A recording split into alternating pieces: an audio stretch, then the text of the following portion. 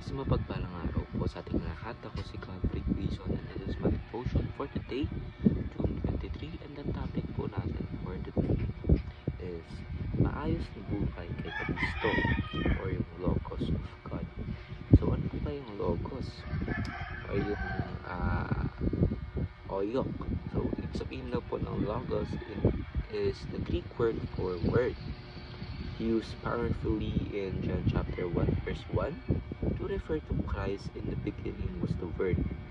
To Jewish ears, kasi may Old Testament ako sila, it recalled God's creative and commanding speech in the Old Testament sa Genesis chapter 1 verse 1. To Greek minds, pointed to the reason and order that govern the universe, but John makes it clear that Logos is a person, Jesus, who was with God and is God. He is the divine reason behind creation and the ultimate revelation of God to humanity. The scripture for today po is John chapter 1 verse 1 to 3.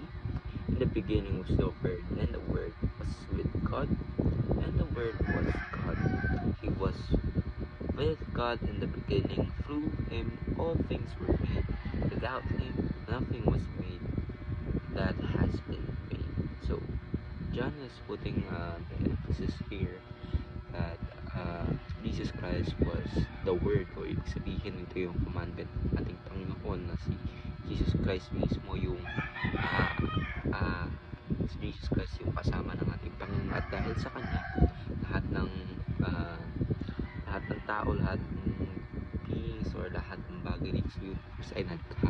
Kasi sa mga Hudyo and mga Greek is iba po yung paniniwala nila, parang focus yung mga Jews kasi nakafocus sa commandment. And sabi naman po ni John dito na talagang ni-specify niya ng ang word ay tao at walang iba kundi ang ating Panginoon. So this verse po is pertaining or talagang sinasabi ng ating Panginoon ay Diyos. Kasi maraming misconception na sinasabi ng ating Panginoon na never claim to be God, or kahit sa New Testament daw is claim na God siya. Pero sinasabi po kaya mga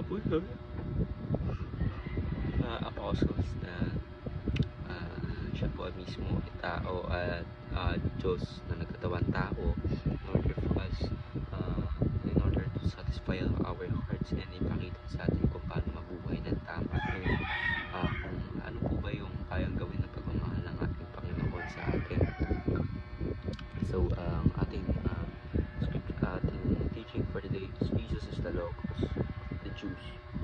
Jesus is the Logos of the Greek, and Jesus is the Logos who became flesh. Sabihin, kahit sa mga Jewish people and Greek, sa mga Greek, ay yung word talaga, ang sinasabi po ni John is talagang si Jesus. Wala po talagang misconception doon, dahil talagang ang si John po talaga is specify na po niya na ang ating Panginoon sa Kristo po yung word ng ating Panginoon, na through our Lord and Savior Jesus Christ tayo po ay naligtas kasi He became flesh in order for us to be saved and to give the grace of our Lord and Savior.